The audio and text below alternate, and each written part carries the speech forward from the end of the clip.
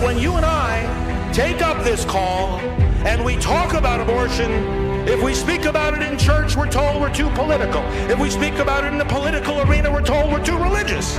If we speak about it in the world of the media, it's too disturbing. In the world of business, it's too distracting. In the world of education, it's too controversial. In the streets, it's too disruptive. So abortion, if abortion is wrong, where do we go to say so? We go into the churches, we go into politics, into the media, into business, into education, and into the streets. Some churches haven't wanted to get involved in political hassles with the government, so they've been silent on abortion. They didn't want to get involved in hassles from the government. They didn't want to take the fight to the government. So now with the HHS mandate, the government took the fight to them. And when it comes to that mandate, we've got a simple message. We will obey God rather than them. As Alveda can tell us, her uncle said one day to the civil rights movement, we've got a lot of obstacles in our way, but we're not going to let anything turn us around.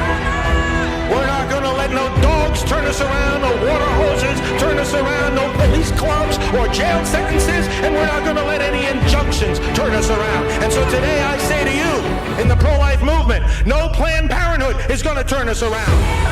No biased media is going to turn us around. No HHS mandate is going to turn us around. No Obama administration is going to turn us around.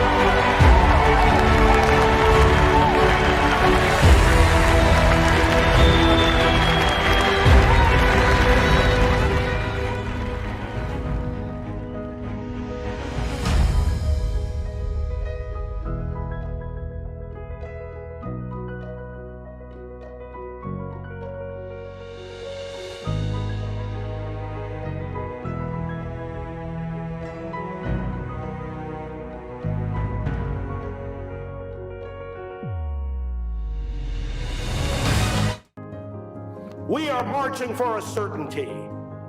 And it's not only the certainty that we will arrive at the day of victory for the unborn, it is a certainty that the power which now dismembers them and crushes them and throws them in the garbage is a power which at its root has already been defeated.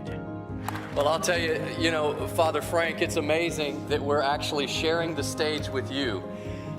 When Jason and I were kids, we met you in 1988. Yes. You look the exact same. He's got the same hair, the same glasses, and the same outfit. In 1991, that was the height of abortion. It was 2,197 freestanding abortion clinics in America. Today, thanks to the work of Priests for Life and other organizations and Christians and Catholics joining hands and uniting for life, there are less than 600 freestanding abortion clinics in America.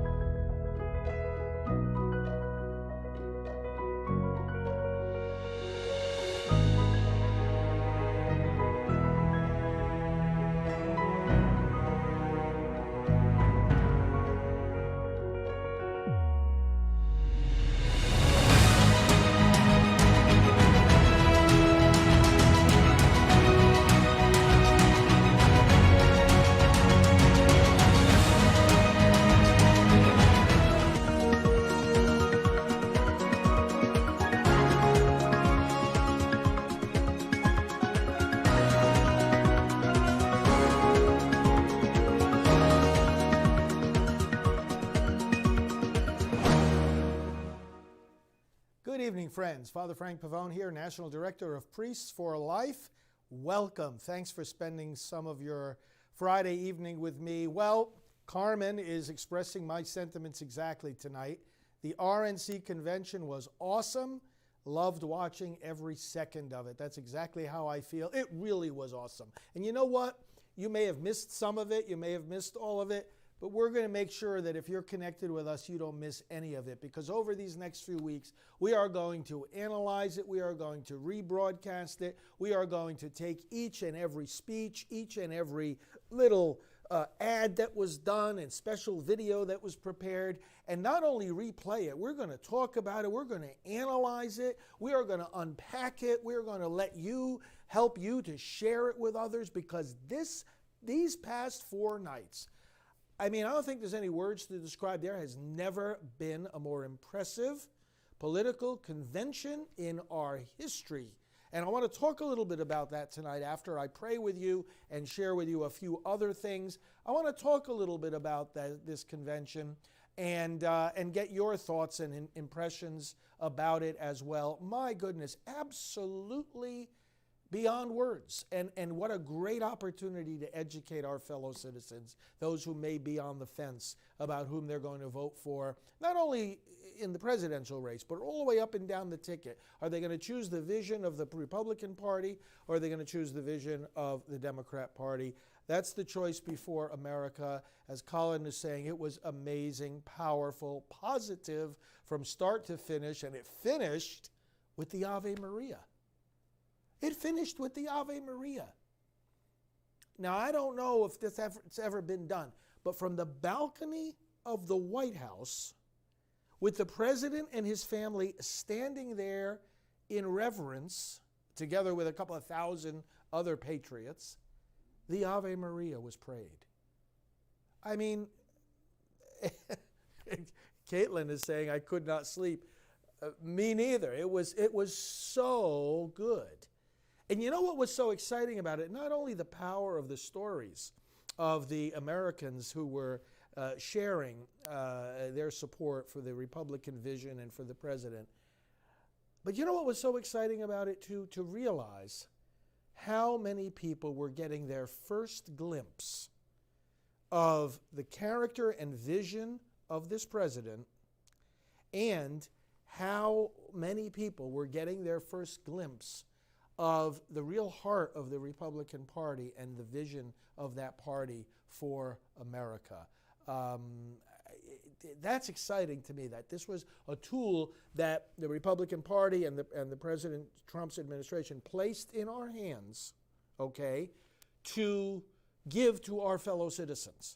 A tool for helping them do what the church says we need to do, and that is to be informed as voters, not just to vote, but to vote in an informed and responsible way. So we'll talk more about this, but let's turn to my book, Pro-Life Reflections for Every Day, and let's take the prayer. Now, today is the Feast of St. Augustine, and if you join me for morning Mass, as I hope you do, each morning at 10 a.m., and please tell others about the Mass also, you know that we celebrate St. Augustine today, and I preached about him this morning, but Let's read this reflection. Words of St. Augustine, well-known words, are these.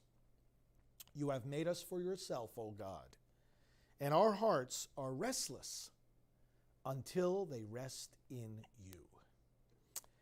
Reflection. These famous words of St. Augustine remind us what the Church means by saying human life is sacred. As human persons, we are uniquely capable of having a relationship with God.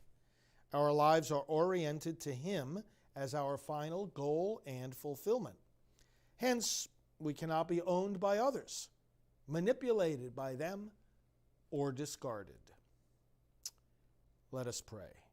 Lord, I rejoice in my ability to relate to you, and I honor every human being as your own special possession. Amen. ProLifeReflectionsForEveryday.com is where you can order this book if you would like a signed copy, and I can personalize it to you in any way you wish, or to anyone else to whom you may want to give it as a gift. Today is also the beginning of our novena in honor of Mother Teresa of Calcutta, because in 10 days, on September the 5th, we celebrate her feast day. So every time we come upon a feast day of a saint who has particular significance to the pro-life movement, or a special season, or even a civic holiday like the 4th of July, for example, or a special day like the election, we have these prayer campaigns that we set up, and they're at prayercampaign.org. But I also want to show you here two things tonight on the front page of our Priests for Life website, and one of them is the prayer in honor of Mother Teresa. Now, this is priestsforlife.org, but there's another way to get to this same website, which is endabortion.us. And the reason we have these two different addresses for the very same destination are that sometimes when people hear Priests for Life, they think it's just for priests, or they're not sure what for life means, or they don't know how to spell it, and the priests, that is. And for a lot of people, I mean, outside the Catholic world, it's not a familiar word. And they don't really understand our mission when they hear Priests for Life, unless, of course, like many of you, you're already familiar with us. So we decided to get the domain endabortion.us, because there's no question when you hear that phrase of what our mission is, right? So we're about ending abortion. You don't have to be Catholic. You don't have to be a priest. You know, we're joining hands with anybody and everybody of goodwill who wants to protect these babies. So this is the main page of our website. There's a lot going on this website. But I want to draw your attention to that action item alert right in the beginning. And the second one, let's go down to the lower line, actually, the third one. August 28th to September 5th, you see there, novena in honor of Mother Teresa, Saint Teresa. Let's click there. And I want to show you that there we have this prayer. And I want to say it with you here together. Mother Teresa, as it says there, was called from this world on September 5th of 1997. As we approach the anniversary of her death, we invite you to say this special prayer each day. Now, we would also like to hear from you about how Mother Teresa impacted your life with her example and with her teaching. Please share with us why you're grateful to God for Mother Teresa and what you learned from her. If you had an opportunity to meet her or be in your presence, we also invite you to share what it was like. And then at the bottom of the page, you have an opportunity to do that with the form. But I invite you now to pray with me this prayer in honor of her and connecting our devotion to her with our commitment to defend the unborn. Let us pray. Father of life, you always defend the poor and the oppressed. In St. Teresa of Calcutta, you raised up a voice for the voiceless and a friend to the poorest of the poor, the unborn child. She brought women away from the despair of abortion clinics to the hope of a loving community that cared for her and her child. She spoke the truth to men and women of power, asking them how we could tell people not to kill one another while allowing a mother to kill her own child. Father, as we honor this humble and faithful woman, we ask you to give us the grace to follow her example.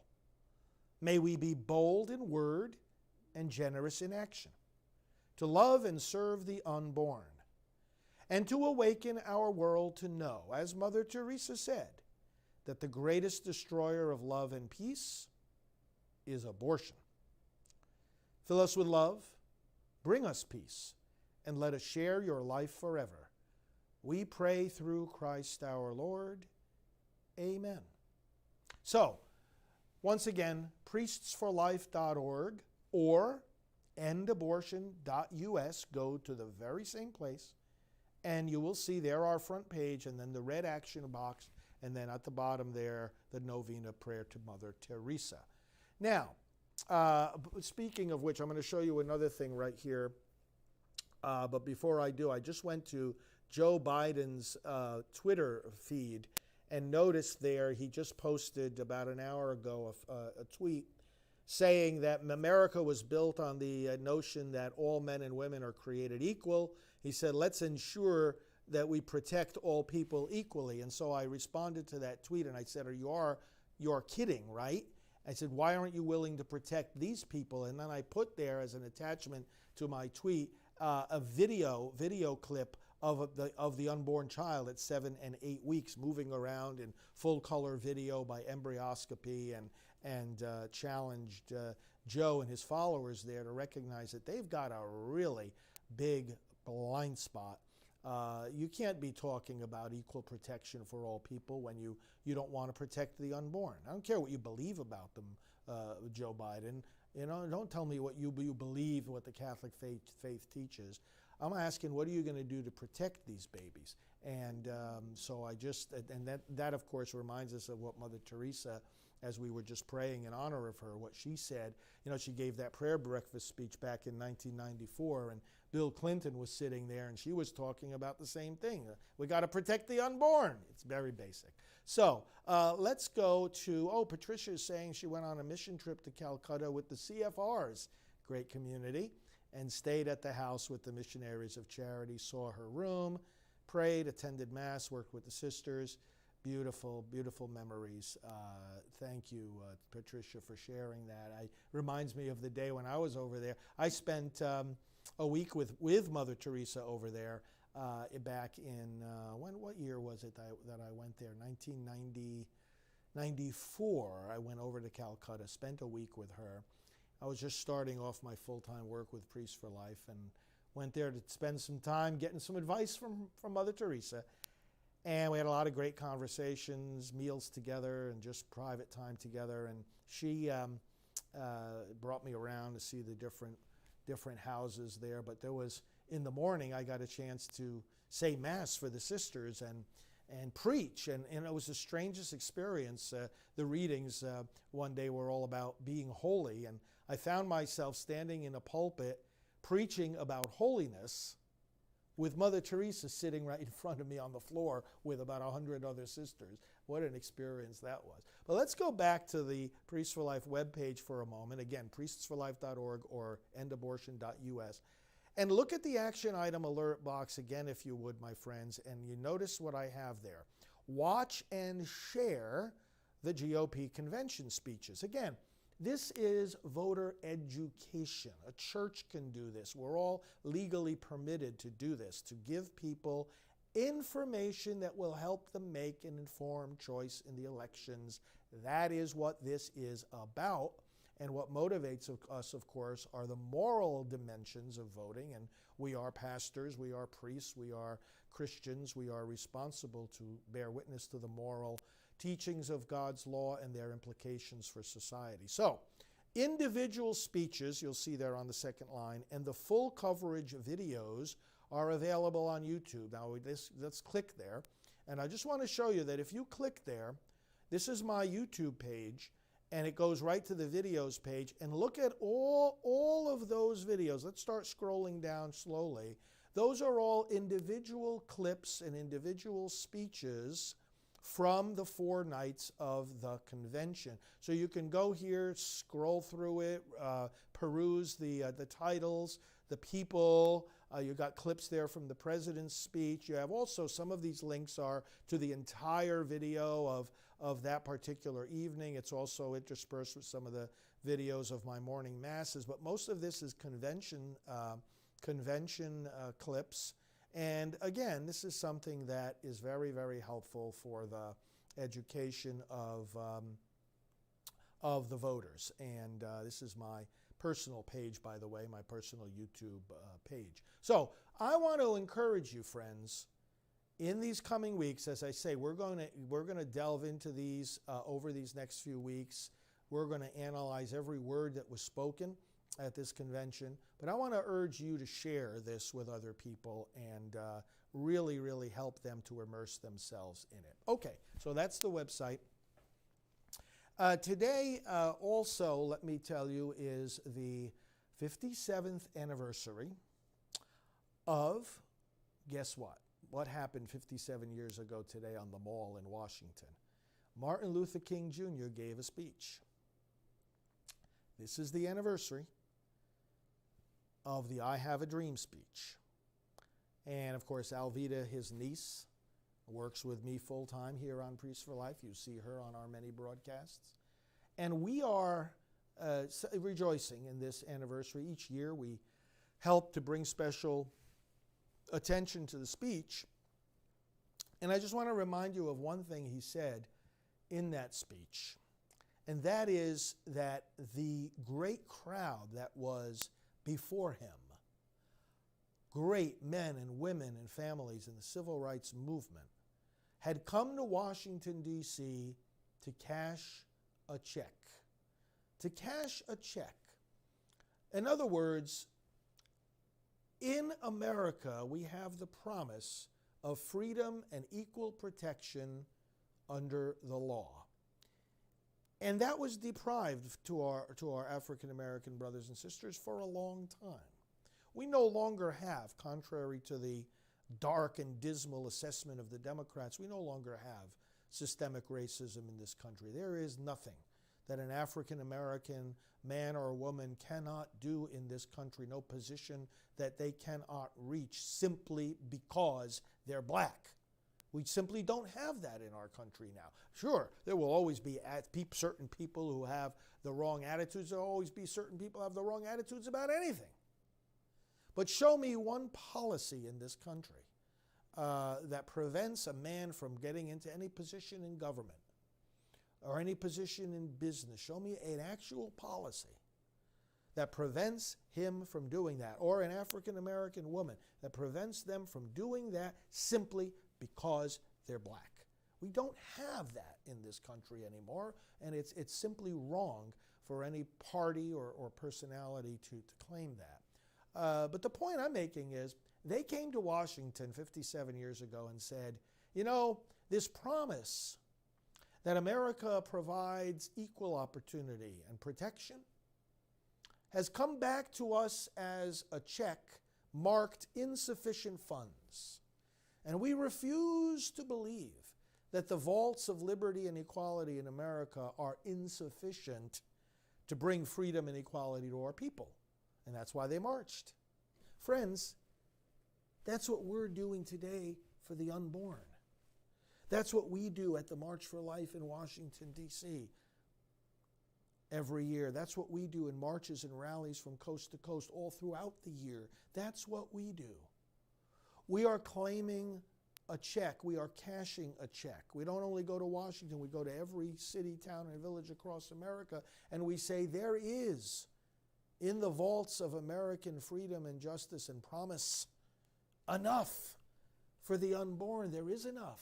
We've got to open those vaults to them. We're dissatisfied. We're not content with a check marked insufficient funds for our unborn brothers and sisters. The vaults of freedom and equality are for them too. And that's what our movement is about, and that's what I think about on this anniversary of this great speech. Let's continue to spread that conviction, that truth, and let it inspire our efforts. As Alvito always says, the civil rights movement of today is, in fact, the pro-life movement.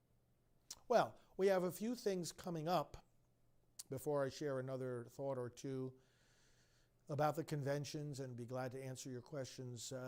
Coming up, and one of you mentioned this already, on Monday night, now I'll be with you each day now for Mass in the morning, 10 at 10, and our conversations in the evening at 9, Saturday and Sunday.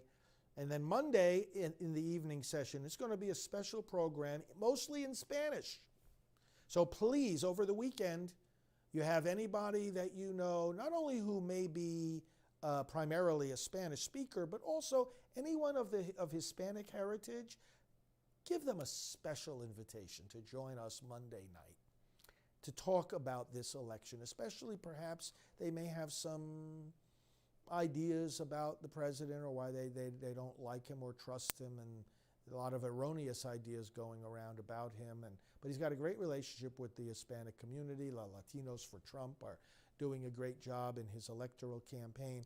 We're going to have a discussion with 3 women who are Hispanic leaders. Some of you may know Astrid Bennett Gutierrez, and she is a Hispanic leader from California. We're going to have Martha Avila from here in Florida, and also Riza Rodriguez. They work with down in the Miami area, Heartbeat International, and other ministries in the area.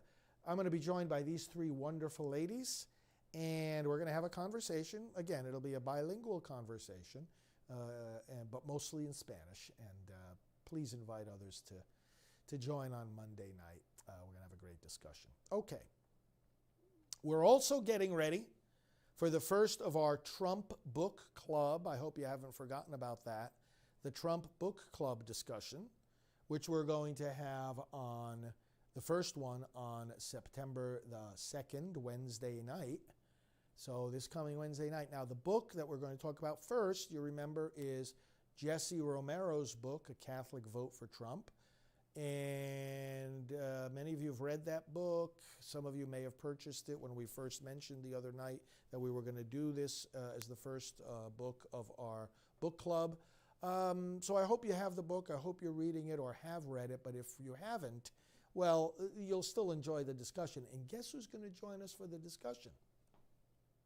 Jesse Romero himself, the author of the book. So we're going to have fun. And that's a lot of good stuff next week coming up. Again, Hispanic conversation, bilingual presentation on Monday night. And then on Wednesday night, Trump Book Club with our first book, A Catholic Vote for Trump. Our second book, in case you want to start preparing for it now, it's a little bit longer. It's called For God and Country, The Christian Case for Trump, by Ralph Reed, political expert and activist for many years. Ralph Reed, For God and Country is the name of the book. Okay, you know, these conventions, my goodness, the last 2 weeks. You know, the good thing that's going on here is that now, because of these conventions, more and more people, more and more of our fellow citizens now are paying attention to the election.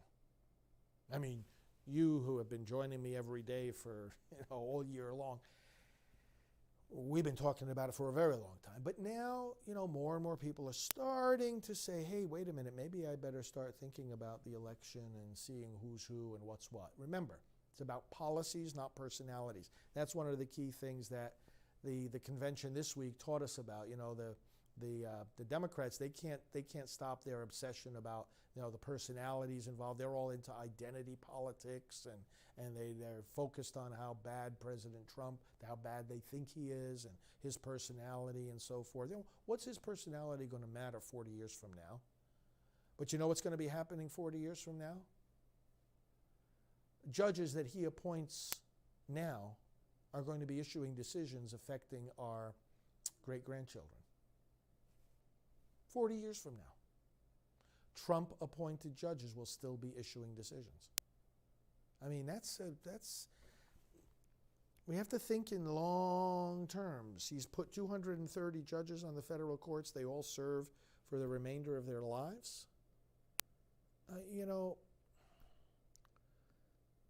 This is what we're choosing. We're not just choosing somebody, that we're going to have to listen to for the next 4 years. It's the next 40 years. Catherine's asking an interesting question. Father, do you believe there are any undecided voters with all this violence? Well, I'll tell you what. The Democrats are, not to make any kind of a pun because it's not funny, but they're shooting themselves in the foot with this because they could be responding to this violence, but they're not. And this is happening at two levels. Number one, throughout all the Democrat convention last week, they didn't mention the problem once.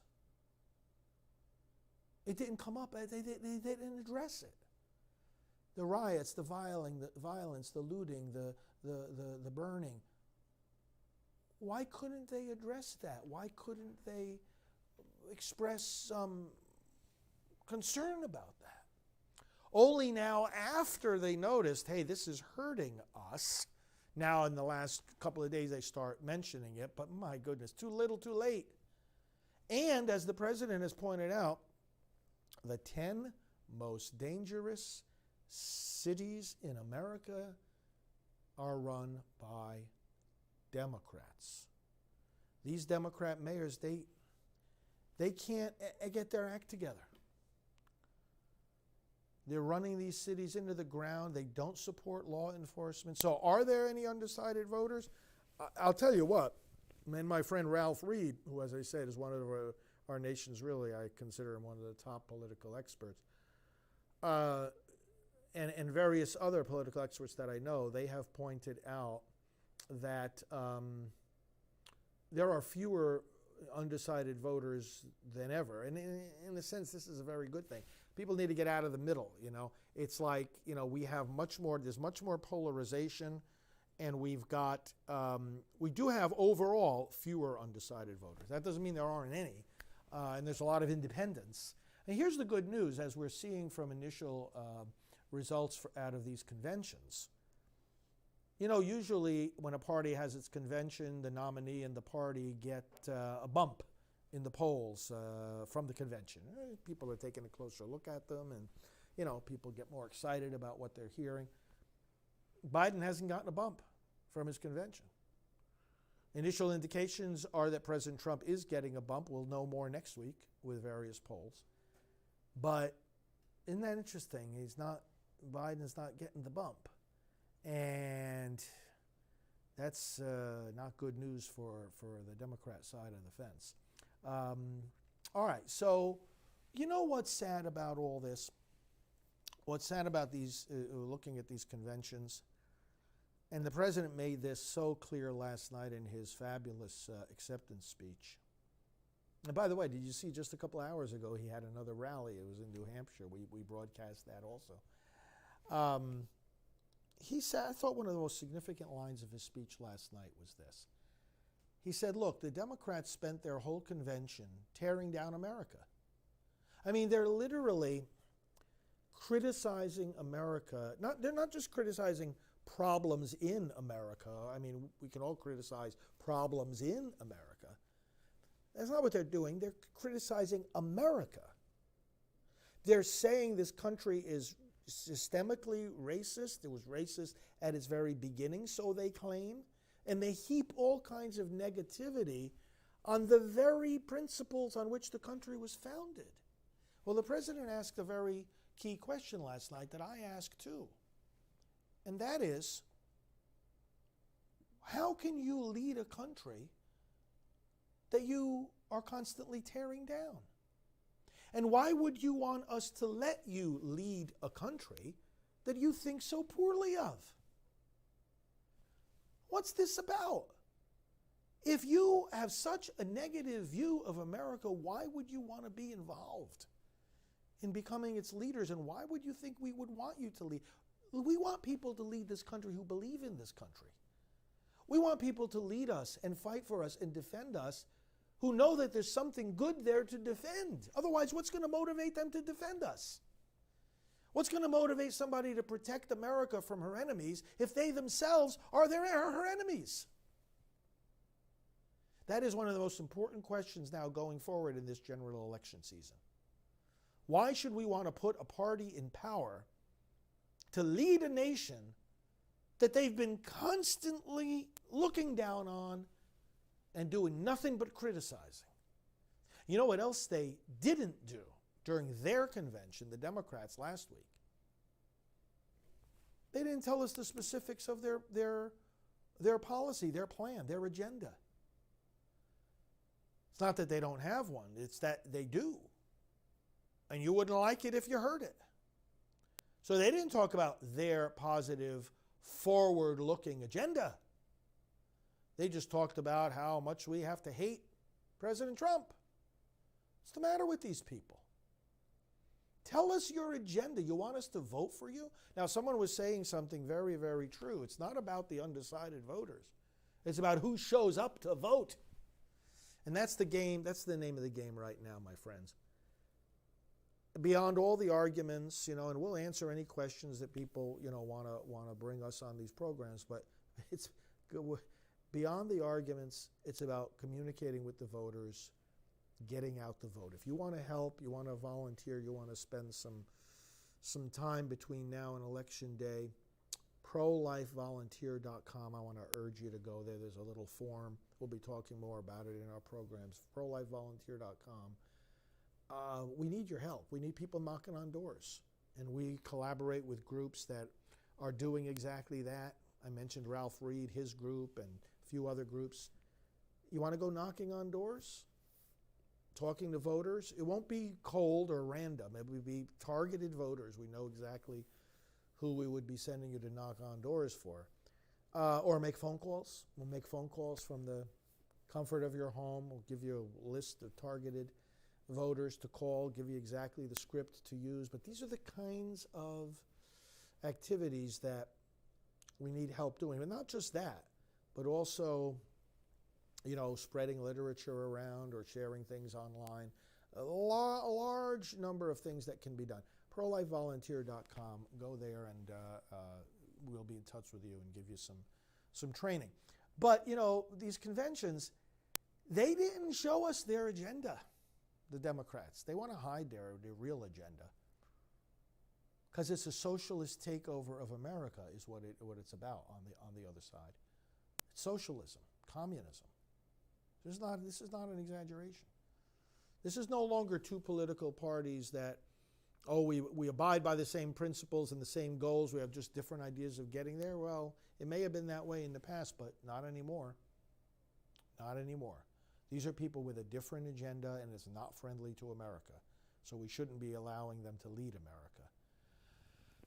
Cindy is saying, do you think the voting system can be manipulated? It certainly can if we allow the mail-out ballots. Now, the universal ballot mailing is the problem, not absentee ballots. Absentee balloting is going to start in about a week. In North Carolina is the first one to get it started on September the 4th. September the 4th. So we've got basically 2 months of voting. And we're heading into that voting season now. Now, absentee balloting is good, it's fine, it works. Why? Because you, the voter, are requesting your ballot. So obviously, you're alive, you're who you say you are, you're indicating where you live, you're identifying yourself, getting your ballot, and then making sure that your ballot gets back to be counted at your Board of Elections. Absentee balloting is fine. The mail-out ballot process skips the first step. The first step, namely that you raise your hand and you say, I'm alive, I'm here, I'm registered, I am who I say I am, and I want my ballot so that I can cast my vote. If you skip that first step, then how do you know that the ballot that's being mailed out is connected with a real person? And that's the problem. And that can be then manipulated. Because where those ballots end up, nobody knows. And there's all kinds of stories about this. People heard somebody the other day, hey, I received 3 different ballots at my address addressed to 3 different people. So someone wants to fool around and, I can get 2 additional votes for my candidate. This ballot just came to my address. Let me just fill out 3 ballots for my candidate instead of 1, and send it back. Well, what does the state know any better, any different? According to their records, there are 3 people at that address because they sent 3 ballots. Or another guy who moved out of California and is still getting his ballot sent to his old address, but he moved out of there 21 years ago. Is there room for manipulation, fraud, or just plain error and confusion with this scheme that the Democrats want to use to just mail out ballots, whether they've been requested or not, not even sure if the people are real or not, and just go ahead and just send them out there? Bad idea. Bad idea. To say it's a bad idea doesn't mean you're suppressing anyone's vote or that you don't want all the votes counted. It's that you want to protect the integrity and accuracy of the voting process. You really do want people's votes to be counted. Because if people's votes are going to count, they have to count accurately. So big danger here. There's a lot of court cases going on right now. And let's pray and let's advocate, let's speak up that the court cases are going to go in favor of being careful, protecting the voting process, and not towards a careless scheme that can be open to all kinds of error and fraud. Let's get to the polls in person. Listen, if we can get to the grocery stores safely, we can get to the polls safely. The pandemic should not at all be a reason that we can't vote in person. Although if you are compromising your health and you are still in an area where there is a lot of infections, again, absentee ballot is the way to go. You request your ballot. Don't wait for the state to mail it to you. You request your ballot if you really can't get to the polls. If not, get to the polls. And this is what we at least we have to be talking about this in the coming days. So, but the Democrats, they've got some ideas that are pretty bad for America. But, their convention was doom and gloom. It was heavy on criticism of America as well as our president. Very, very weak on policy and practice and achievement. What did Joe Biden achieve in his 47 years in Washington, D.C., by the way? If you've got friends, and I'm sure all of us do, we all know people who are saying, oh, I'm voting for Biden. Ask them, so name me an accomplishment. He's been in Washington for 47 years. Name me an accomplishment that he's known for. Do you know one? And ask this of a person who plans to vote for him or thinks they want to vote. What has he done? For President Trump, there's all kinds of accomplishments. He wasn't even a politician, and he's only been in office less than 4 years. Go to promiseskept.com, and you'll see some accomplishments. What are Joe Biden's accomplishments? It's a record of failures. He's been on the wrong side of history all these 47 years. And of course, the question is, again, a common sense question. What makes people think after 47 years in Washington that his 48th year will be different? He was at the level of vice president to the United States. It's not like he was just, he was in the Congress, doesn't know how the executive branch operates. He does. He was side by side with the president. And still, as Jan is saying, he's done absolutely nothing. What has he accomplished? Where's his list of accomplishments? Ask the people who support him. You got to challenge them. Ask, what has he accomplished? What has he accomplished? And if he hasn't accomplished anything over there in the heights of government in Washington, since when he was elected to the Senate, 1972. 1972, I was in grade school. A lot of people that are listening to us now weren't even born. He was elected to the Senate in 1972. You ought to have a long list of President Trump has been president not even 4 years, so you would think that the accomplishments of Biden would be 10 times as long, the list of accomplishments, as those of President Trump. But again, where's the beef? Where's the results? By their fruits you will know them, if you want to apply a biblical principle here. So the Democrat convention was weak on policy, strong on hatred. And you know what it was? It was disconnected from America. And what do I mean by that? Disconnected from America. And let's put Patricia's question. I'm going to put some of your questions while I'm explaining these things. Put some of your questions on the other board here so that I'll come back to them in a few moments. And when I say it was disconnected from America, what I'm saying is, who did they have as their speakers? They had career politicians, members of the swamp there, just like Biden has been for the last 47 years, career politicians, and Hollywood celebrities. Oh yeah, these are the wisest people in the country, aren't they? Hollywood celebrities. Oh yeah, they represent the average American. Oh, they share our values completely, don't they? They have our good at heart, these Hollywood celebrities. My goodness. That's what the Democrats come up with? Meanwhile, the Republican convention, the farmers, the workers, the loving parents, the hardworking men and women of America, those who have struggled against disease and disability and have pushed their way through to opportunity, those who struggled in the civil rights movement, those who fled communism and socialism. Did you hear the gentleman? We're gonna, like I say, in these evening programs, we're gonna unpack all these speeches. A gentleman, the elderly gentleman who was in Cuba, lived in Cuba. Oh, what a beautiful speech he gave! And did you notice what was said by him? Well, he said when Castro was asked, "Are you a communist?" You know what his answer was? "I am a Roman Catholic." Castro.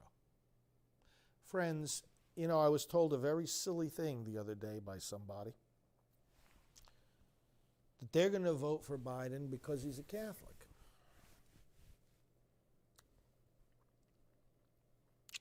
Let's think about that for a moment. Let's think about that for a moment. First of all, where in the Constitution is being Catholic or being a member of any religion a qualification for public office? Where in the Constitution? In fact, I wonder how many of these people who say that they're going to support Biden, how many of them have even read the Constitution? In my suit, when I'm wearing a suit jacket, I have a copy of the Constitution right in my pocket. How many people that are supporting him have even read the Constitution? It explicitly says that there is to be no religious test for public office in these United States of America. No religious qualifications at all. In other words, the Founding Fathers said it's irrelevant to the task at hand, the task of governing. It's irrelevant what particular religious creed you embrace. There is to be no test for public office. And yet Kamala Harris, when she was exercising her role on the U.S. Senate Judiciary Committee of interviewing judicial nominees that President Trump had put up there for the courts, and one of them was a member of the Knights of Columbus, Kamala Harris grilled him in a negative way about being a member of the Knights of Columbus. Oh, well, you know, this organization has these teachings and whatnot. Well, so what, Kamala? So what? He's a member of the Knights of Columbus because he's a Catholic. It's a fraternal organization that does a lot of good, and of course they believe and promote what the Catholic Church believes and promotes. Why do you have a problem with that? But Kamala Harris looked at it as a negative thing in his qualifications to be a judge. That violates the Constitution. The Constitution says there is to be no religious test for any public office in the United States. And then, where in the Catechism, or in any of the documents of the church for that matter, does it say anywhere, where does it say that we should vote for somebody because they're a Catholic? Again, the documents of the church say no such thing. In fact, you can argue they say the opposite. They say we are to vote according to principle, not according to affiliation. This person belongs to this or that group, or is a Catholic or is a Protestant. Where in the teachings of the church does it say that because a candidate says he or she is a Catholic, that constitutes a reason to vote for them? And the answer is nowhere. It says it nowhere, because it isn't a reason that we should vote for somebody or against them for that matter. Patricia is asking, what is meant by Cardinal Sean O'Malley issuing a statement that church's ban on political endorsements and its opposition to abortion? Is it because of church tax exemption? Well, actually, Patricia, a lot of bishops issue documents like this every election year. They'll send out a memo or a letter, and I didn't see the specific one that Cardinal O'Malley issued, but I wrote a book about this called Abolishing Abortion. I'm sure many of you have the book. AbolishingAbortion.com is where you can get it. And I analyzed a lot of these memos that the Catholic dioceses send out at election time, banning, as you say, the political endorsements. Now, this is banning political endorsements by the church. Any priest, I myself, we can make political endorsements as individuals.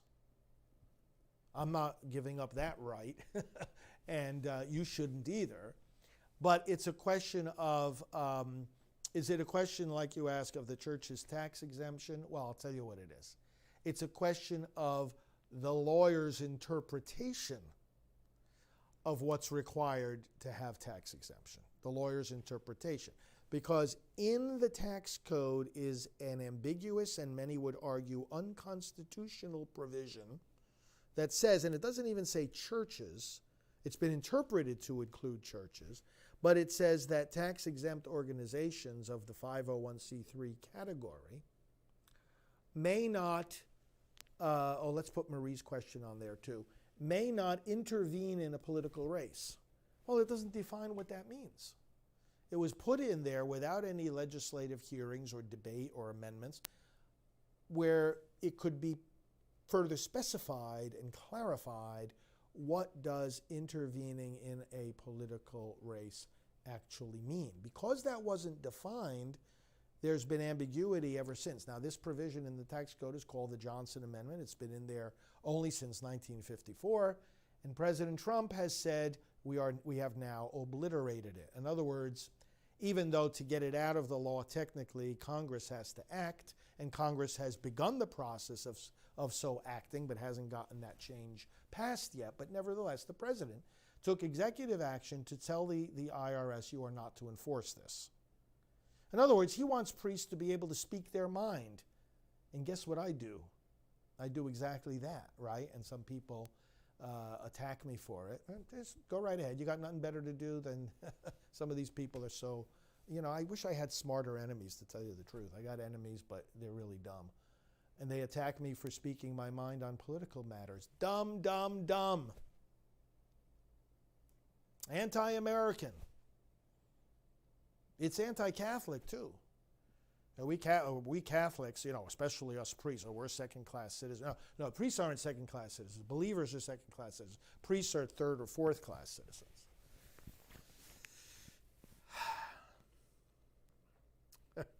And they think they can intimidate me to be quiet.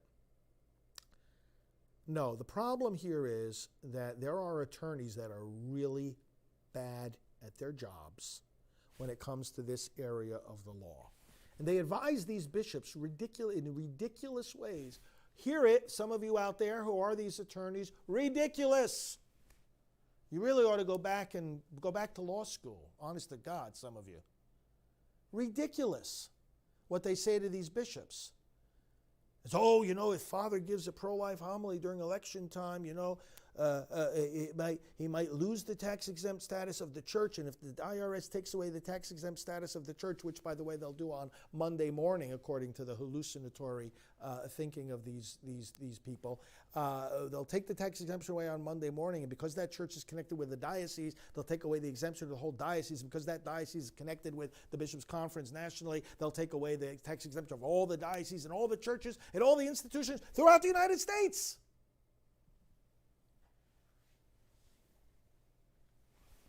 You know what you have to do in order to believe that?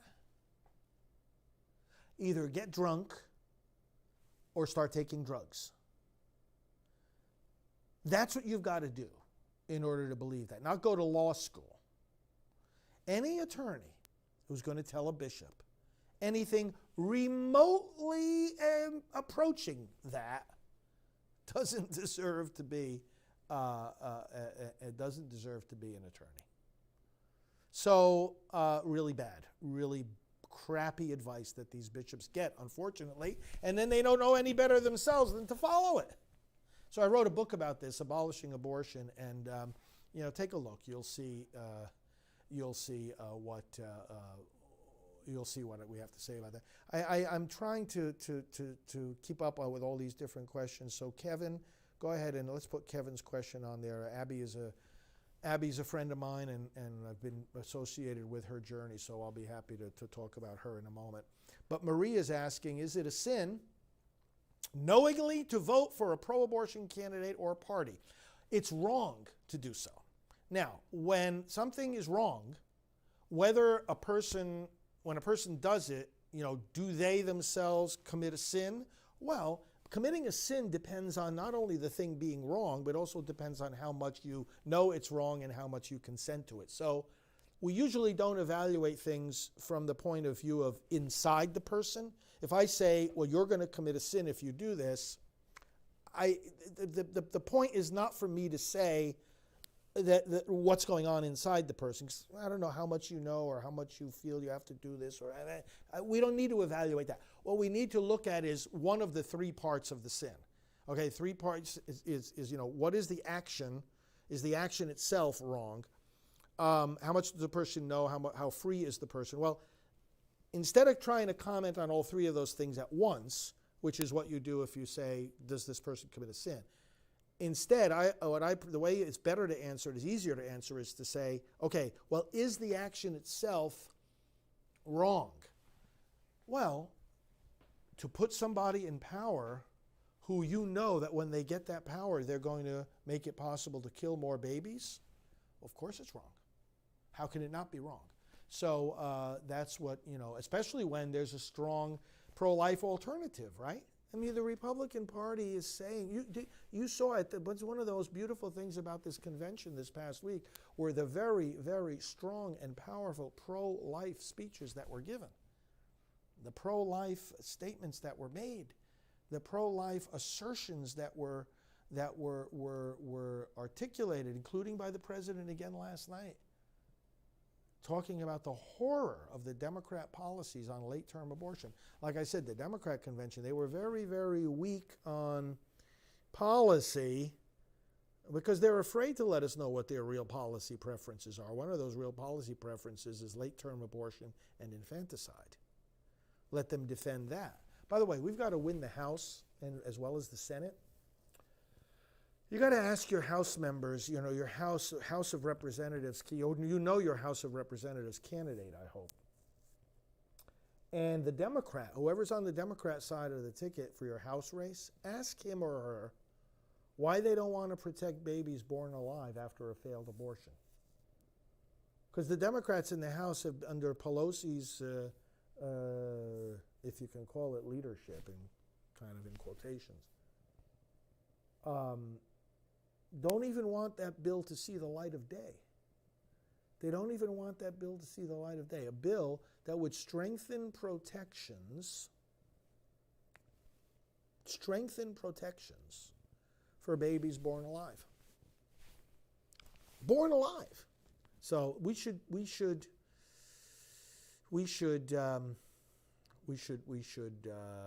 challenge them on it, no doubt, and challenge them publicly. I see Cheryl with us, and you are very fortunate. You just got back from the Trump rally in New Hampshire. Well, we broadcasted it, and oh my goodness, how was it? Tell us more about it. Did you get close up? Were you close up to the front, or a lot of good cheering there, especially when the president invoked your state motto, right? Live free or die, and everyone was, all the New Hampshire folks were cheering that very loud, and that was great. Air Force One right there in the background behind them. What a beautiful scene that was. So I'm glad Cheryl was there. So Kevin is asking about Abby. So Abby, Abby's been a friend for a long time, was very much involved in her journey out of the abortion industry into the Catholic Church and into healing and helping her establish her ministry for healing of other former clinic workers. It's not the first, by the way, ministry to do that. There was the first one is the Centurions, the Society of Centurions, and that is absolutely a bedrock solid healing program for former clinic workers, and Abby herself, I helped to lead her through that.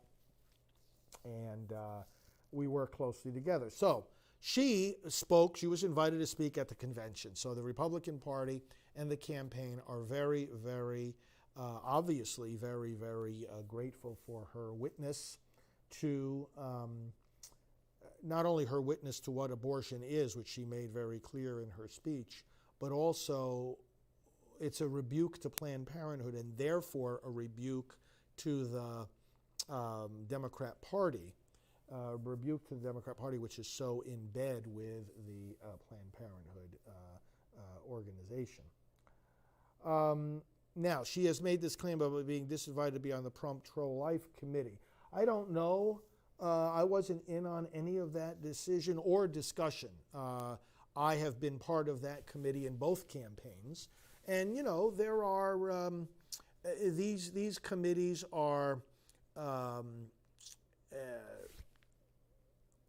ongoing in their growth. In other words, that different, I mean, campaigns are such, you know, high intensity operations that, you know, it's not like the committee is elected at a certain point in time and then, you know, the door is closed and then, you know, nobody else comes on. They take members at various points in time. But there is a vetting process to, I mean, membership on the committee is something that the campaign will invite and will bring people on board to the extent that they can help the campaign. But remember, what they're always looking at is not just, you know, is this person a supporter of the president, but they're also looking at, you know, all sorts of other things. And I don't know what all of the process is, but it's a thorough process. What exactly the answer to that is, I don't have enough information to say for sure, but I can tell you that you know, she wouldn't have been able to speak at that convention unless they had a very high regard for her, the value of her witness, and her support for the president. So what the reasons might be for not being a part of an advisory committee, we would have to have her explain that more fully. But I can tell you she's held in very high regard, and she also had a wonderful, that was a wonderful opportunity that she had there to share her story in front of that convention audience. Okay, so, well, very good, friends. So I think that we are, well, one of you was asking about, you know, these gatherings and in regard to the COVID, you know, a lot of the events that are being held now, you know, different states and different counties have different protocols. So what happens when you have an event nowadays as we start to open back up slowly, deliberately, and safely? Remember, things are not the same in every part of the country. And so in some counties, you know, the risk is so low at this point, the probability so low, that people make a decision, look, we've got to get back to our lives and get back to normal as much as possible, exercise, the caution, exercise, you know, the constant hygiene, hand washing, hand sanitizers, which are you know, more and more at big events just being offered as a regular thing, that people have to do that. And especially at events with the president. Now, I don't know what was done at this particular rally, but I know at the indoor rallies, you know, people were, you know, checked for symptoms. And then for those that get close to the president, of course, they actually have to be tested for the virus. But as far as being close to one another, again, county by county, state by state, county by county, we're going to see more and more signs of, you know, getting back to life, business as usual, because things are different in different parts of the country. That's just you know, one observation, and then you know, you take the precautions that you can take. I mean, if somebody's coughing, if somebody's got a fever, if somebody doesn't feel well, it's prudent at this point, obviously, not to be a part of a gathering like that. But if you feel great if you're in a low-risk category for the disease, if you've been tested and you don't have it, and if you're in an area where the infections are, have been coming down, we have to start getting back to normal as much as we prudently can. Prudently, safely, and that's where, again, certainly I know that when the campaigns have these events, they are in full communication and cooperation with local authorities, and they take every measure that they can take to ensure the safety of the people gathering together.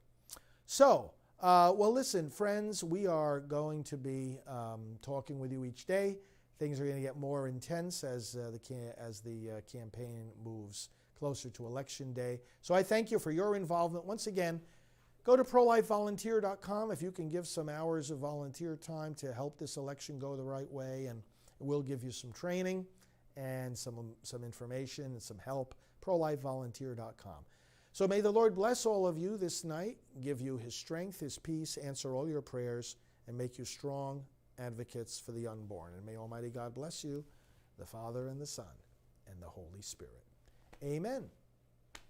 Father Frank Pavone here of Priests for Life. We'll see you tomorrow.